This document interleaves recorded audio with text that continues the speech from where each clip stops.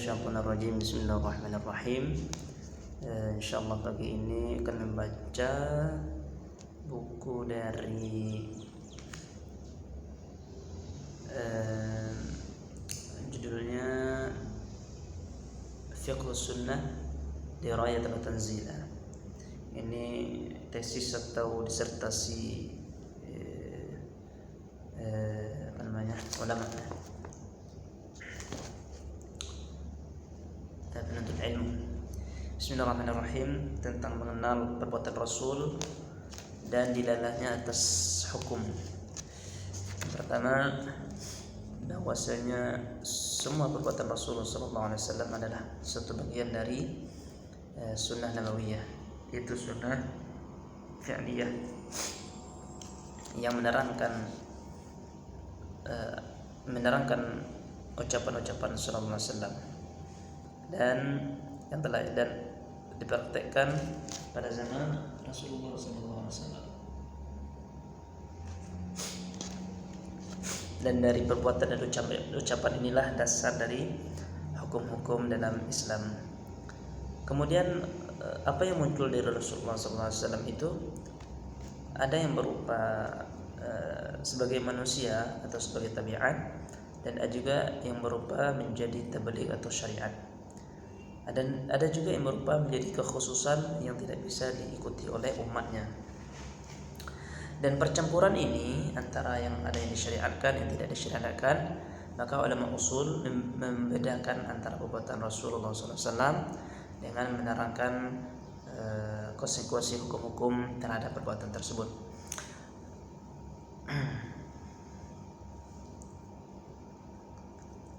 Dan ada juga yang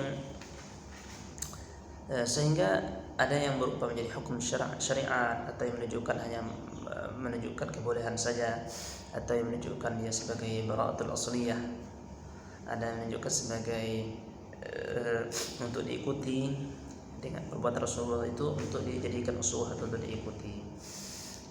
Referensinya dari katanya di sini, lihat Al-Burhan fi Ushul Fiqh al-Juwayni, Al-Ahkam lil-Amili, Ahkam Ibn Hazm, Irsyadul Fuhul.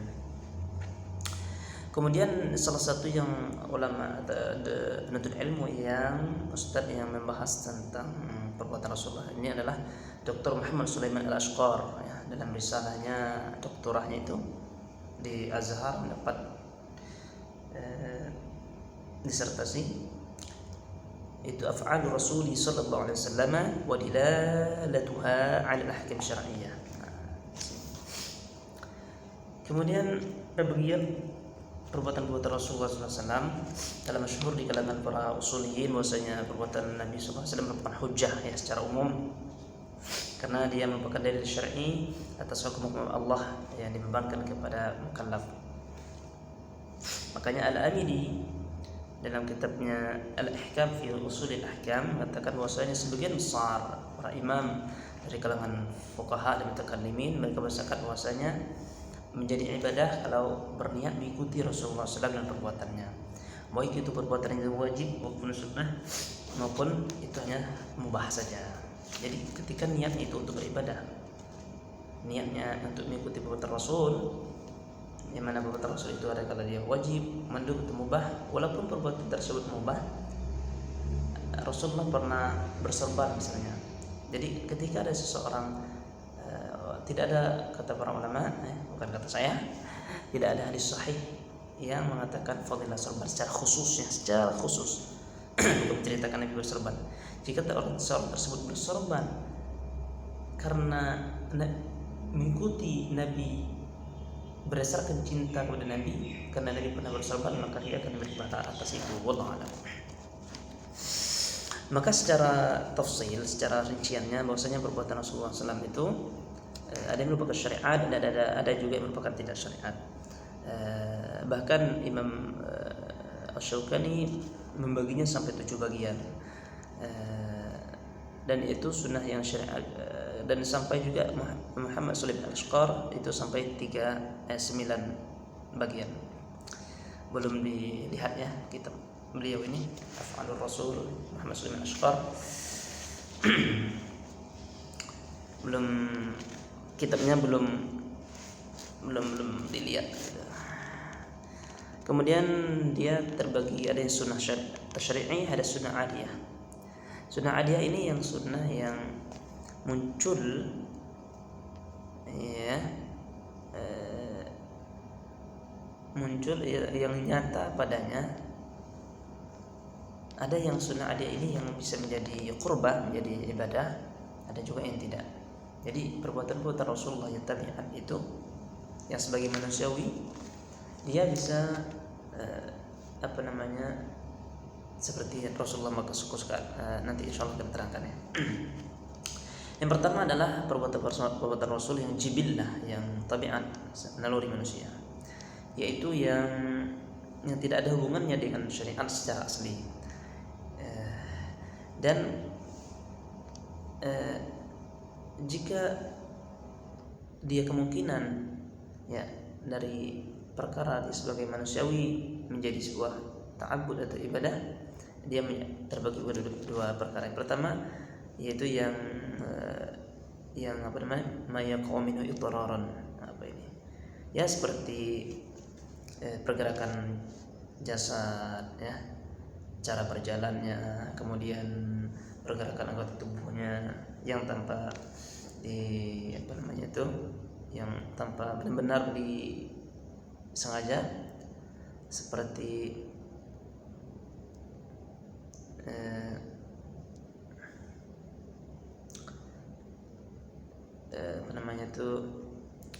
kelihatan wajahnya ketika dia senang, ketika dia marah, kemudian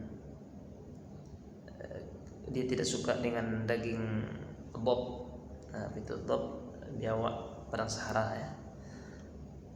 Kemudian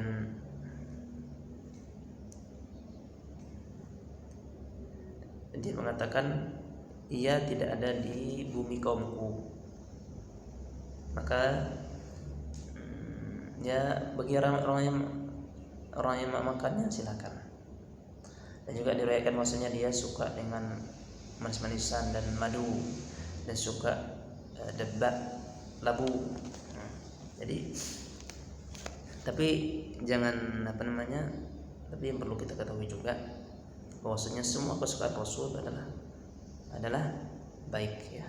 Semua kesukaan Rasulullah SAW tentu memberi manfaat. Tapi sekarang pembahasannya apakah itu masuk perbuatan yang sunnah yang disyariatkan atau tidak. Pembahasannya titik beratnya di sana. Dan Rasulullah suka minuman yang dingin, manis dan dingin, dan juga suka roti yang dicampur ke dalam sarid, dalam air, kemudian tepung atau kurma, roti dari gandum atau dari kurma, dan Rasulullah tidak menyukai bau hina. Ini lihat di Syama'il Muhammadiyah dan Zadul Ma'ad katanya. Jadi semua ini adalah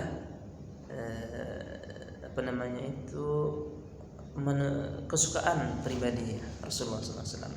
Maka semua ini tidaklah ada dominasi atau kekuasaan untuk menegahnya atau orang yang mendapatkannya.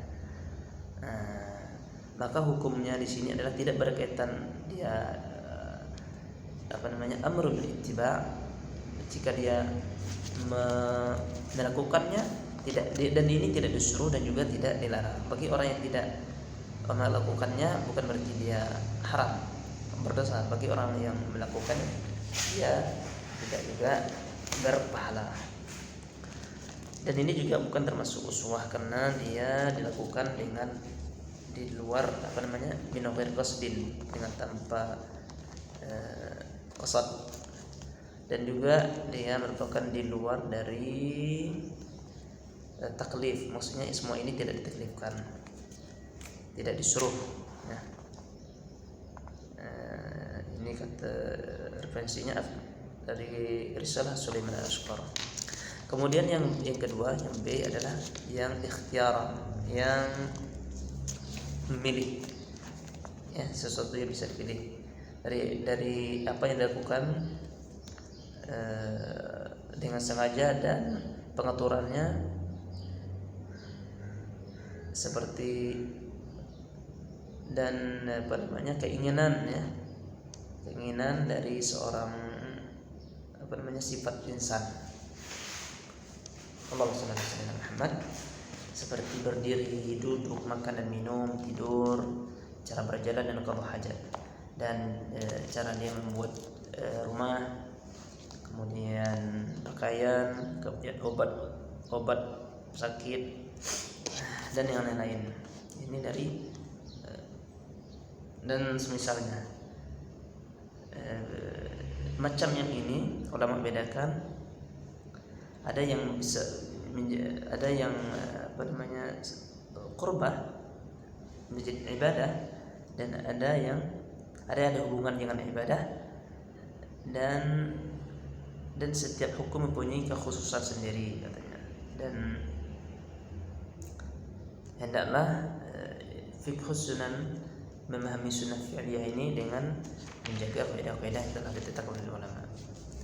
Yang pertama adalah perbuatan tabiat Rasulullah SAW, dan dia tidak ada hubungannya dengan ibadah, seperti makan tamar ya, karena memang di Arab adanya kurma, makan madu atau roti dari gandum, dan menjadikan rumah dari tanah dan atapnya itu dari pohon kurma, kemudian menjadikan tempat tidurnya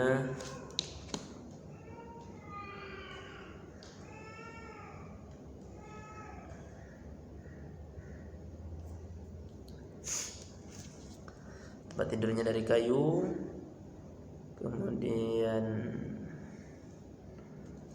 piringnya dari tanah,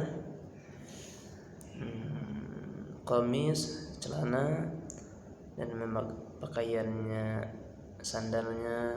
Kemudian apabila dia berserban, dia menurunkan imamahnya di katifaihi, di pundaknya, di bahunya.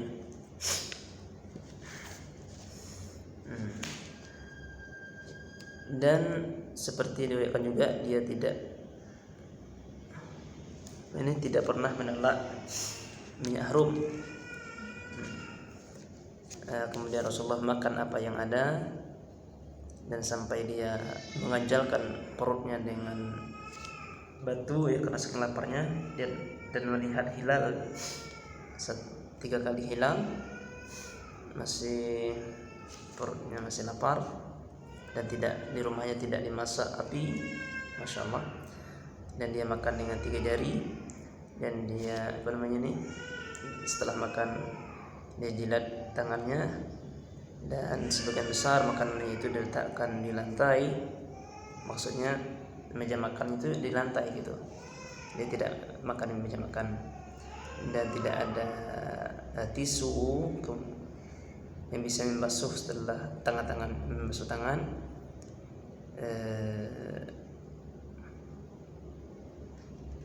Dan setelah makan, telah dijilat bersih, tidak dibasuh. Dan sebagian besar minumnya adalah dengan duduk, dan pernah sekali ya dengan berdiri. Ini masya Allah, Ibnu Qayyim al-Jauziyah ini dalam kitab Zadul Ma'ad. Jadi semuanya ini tidak ditaklifkan kepada umatnya,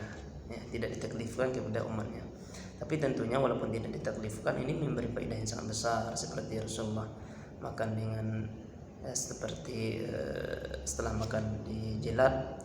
Masya Allah, ilmu sains sekarang membuktikan bahwa ada faedah di sana. Insya Allah disambung ke video berikutnya.